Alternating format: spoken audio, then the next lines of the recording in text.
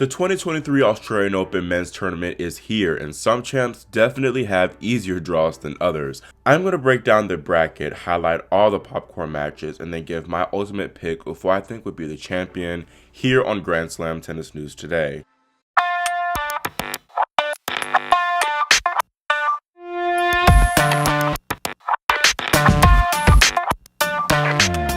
Defending champion Rafael Nadal has a rough projected path, opening against talented 21-year-old Brit Jack Draper. Nadal could meet another youngster in Brandon Nakashima in round 2, followed by Yoshihito Nishioka in the third round, Frances Tiafoe in the fourth, Medvedev in the quarters, Tsitsipas in the semis, and Ruud in the final. There are a few question marks surrounding Rafa as he's currently in a bit of a rough patch and is struggling to win matches. In fact, Nadal has lost his last 6 of 7 matches, so he's clearly not that high on confidence at the moment. It doesn't help either that Nadal's section is quite possibly the worst out of all the top players. Jack Draper is a brutal opener as he's been a rising player to watch for a while. Jack had a solid summer, reaching the Montreal quarterfinals and then upsetting Felix Auger-Aliassime at the US Open.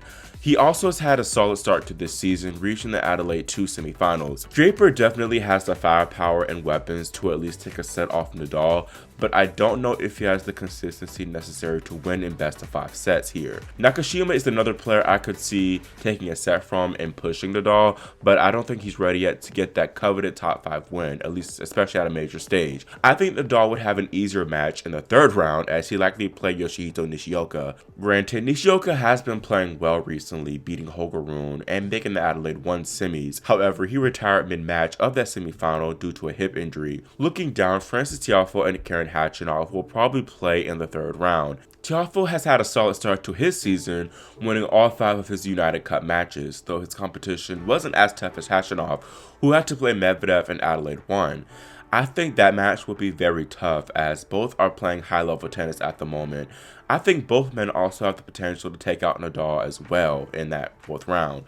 Frances did just this in the last major at the US Open, while Karen has never been the top seed, though most of their matches have been tough. I am leaning a bit more towards Khachanov to take that one before getting that long-awaited win over Nadal. Rafa is definitely at a vulnerable spot right now, as he doesn't really have the confidence and conviction to take care of these somewhat high-ranked opponents. Perhaps having such a tough draw can help him play into form faster and regain that confidence. I still have a feeling though that either Khachanov or Tiafoe would be able to exploit Rafa if he's not on his game here, and here I'm going with Karen. Next is Medvedev's section, and at the top is Hubie Hurkacz, who is projected to meet Denis Shapovalov in round 3. I'd favor Shapovalov in that match because Hubie really hasn't done much at majors since he made the Wimbledon semifinals back in 2021. Meanwhile, Denis, a fellow Wimbledon 2021 semifinalist, made the AO quarters last year and had a decent showing in Adelaide 1, losing to Djokovic in the last 8.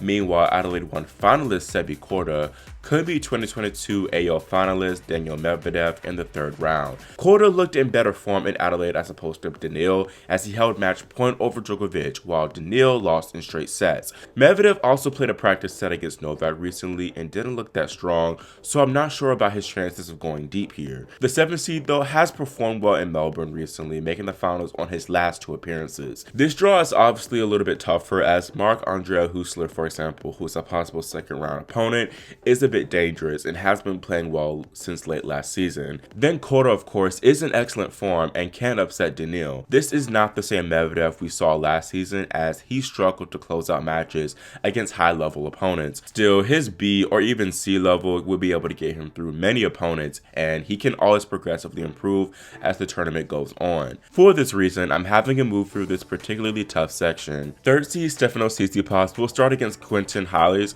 and could play Aussie Rinky Hijikata in round 2, Botic van de Zandschulp in round 3, Jannik Sinner in the 4th, Felix Auger-Aliassime in the quarters, Rafa in the semis, and Ruud in the final. On paper, Tsitsipas has a relatively easier draw, but he actually has some sneaky good opponents in his path.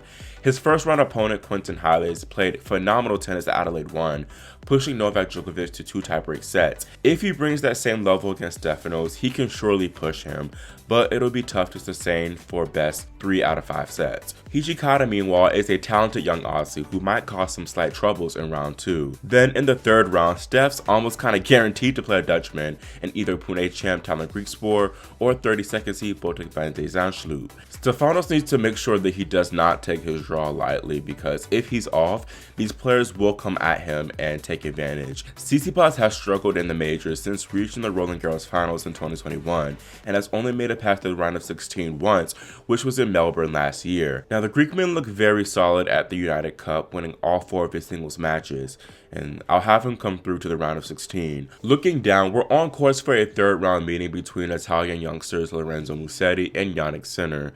Though their draws look relatively comfortable, there are a lot of questions surrounding both of these guys, as Lorenzo is dealing with a shoulder injury while Sinner is struggling with hip problems. Because of this, I'm picking Tsitsipas to advance to the quarters, regardless of who he faces in that 4th round. At the top of Felix Auger-Aliassime's section, Borna Coric and Cam Norrie cut meet in the 3rd round, but the Croatian Coric has a pretty tough draw. In the 1st round, he plays Yuri Lehechka, who dominated Zverev at the United Cup and is a solid ball striker.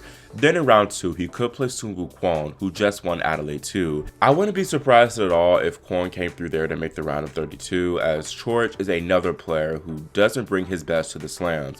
I do think Cam Norrie will take this mini section regardless, as he's looked very good, winning all of his United Cup matches, including one over Rafa.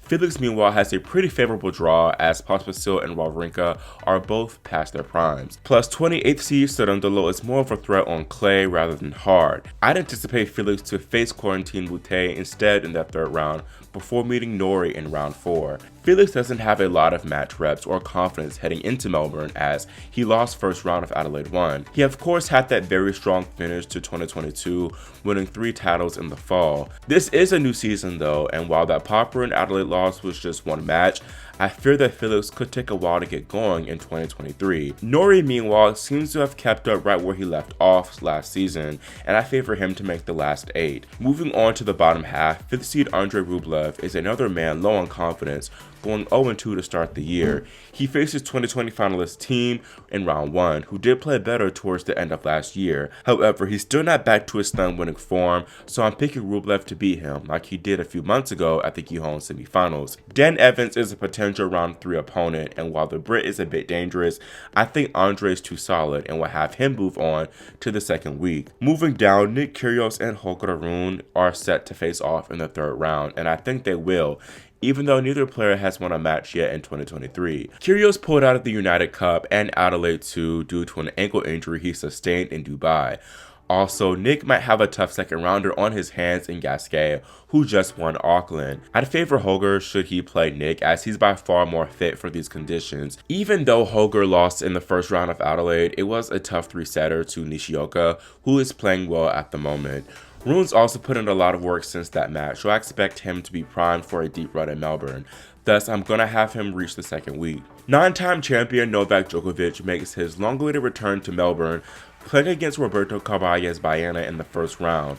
He could then meet Hugo Dellien in the 2nd round, Grigor Dimitrov in the 3rd, Pablo Carreño Busta in the 4th round, Rublev in the quarters, Casper Ruud in the semis, and Rafa in the final. I think Novak will be very happy with his section. The other highest seed is 14th Carreño Busta, who could play Alex de Minaur in the 3rd round. Pune finalist Benjamin Bonzi is a possible 2nd round opponent for Pablo, while de Minaur could get either big serving Isner or Mannarino, which is kind of challenging. His opponent there will most likely be 9-time champion Novak Djokovic, who doesn't really have any major threats, though Dimitrov did play well in his United Cup matches, so he could maybe sneak a set or 2 if his body holds up. Aslan Karatsev is there for him in round 1, but I still pick the Bulgarian. Novak is coming into the tournament with a lot of momentum, winning the ATP finals and taking the Adelaide 1 title the 1st week of the year. Nole does have a slight hamstring issue, but I still think he should be fine enough to move through this bracket. 8th seed Taylor Fritz will also be pretty happy with his draw, as I don't really see anyone that can push him pound for pound. Ben Shelton isn't at the level yet to challenge top players in best of 5.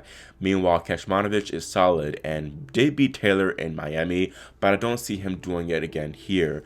The bottom part of the section is weak as Diego Schwartzman retired at the ASP Classic due to an injury, while Alex Zverev is struggling with coming back from injury, losing both of his United Cup matches badly. Still, this is a good draw to help Zverev play himself into form, as Goffin isn't playing great at the moment. I predict Zverev and JJ Wolf will meet in the third round, with the German prevailing.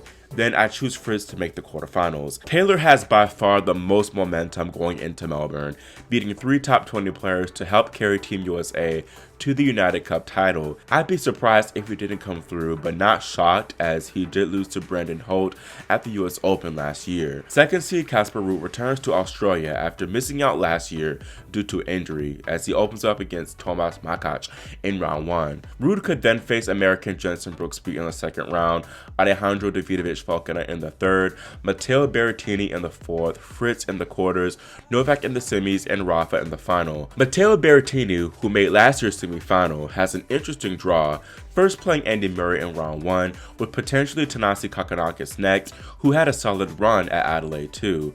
Roberto Bautista Agut, who made the final of Adelaide 2, is a likely round 3 opponent, and the Spaniard always seems to play well in Melbourne. Matteo hasn't really made a lot of noise recently, but he did have a strong United Cup showing, beating 2 top 10 players. Matteo hasn't really made a lot of noise recently, but he did have a strong United Cup showing, beating 2 top 10 players. He's also someone who brings his best tennis for the majors, as he's made the quarters or better in his last 5 majors played. This factor cannot be ignored, which is why I'm sending him through to the second week once again. Meanwhile, in the bottom part of this section, Casper Ruud could have a tricky second rounder and Jenson Brooksby, who reached the Auckland semifinal. That little section does have some other guys who could test Casper quite a bit, like Davidovich Falconer, Bublik, and Paul, so I wouldn't be surprised at all if the Norwegian lost in the first week. That being said, Casper has become somewhat of a big tournament player, finishing runner-up at 2 slams and the ATP finals last year. I feel like this experience will carry him through to the round of 16, where I have Berrettini beating him like he did at the United Cup last week to make the quarters. For my predictions, I have Medvedev and Tsitsipas advancing to the semifinals, with Steph progressing to the championship. Then in the bottom half, I chose Djokovic and Fritz, with Nole prevailing. Then in the final, I'm picking Novak to take it all. Rafa is probably the biggest snub here, as he's of course the number 1 seed and defending champion. However, I'm concerned that he won't be able to whip himself into form fast enough to beat his tough opposition. Nadal could obviously prove us wrong like he almost always does and come out playing lights out tennis. I do think his draw has a possibility of opening up, especially in that quarterfinal. However, it's unlikely that he get any breaks in the 4th round, which is why I think he'll fall. I chose Karen to do the job, but obviously Francis is perfectly capable himself. Any of the 4 seeds in Medvedev section can move on from Hurkacz, Shapovalov, Korda, and Daniil himself. I wouldn't be surprised if last year's finalist did not make it out, as his draw is extremely tough in itself, but I do think his experience will help him tremendously. I picked Stefanos to come through the top half because of how well he's played lately, but I also would not be surprised if he got tripped up earlier on, as his potential opposition is pretty difficult. I did exclude Felix too, who could have his breakout moment here, as he came ever so close to knocking out Medvedev last year. I feel pretty good about Novak taking it all because his draw is so advantageous. Like I mentioned earlier, Dimitrov could be dangerous in round 3, but the 27 seed's body often breaks down, so I wouldn't bet on him doing anything major there. In all honesty, the only player in the top half who I think could actually beat Novak here is Taylor Fritz. Yes, Holger Rune is a potential quarters opponent, and the Dane did beat him in the finals of Paris, but best of 5 is a whole different animal. Fritz has come close to besting Djokovic on a few occasions,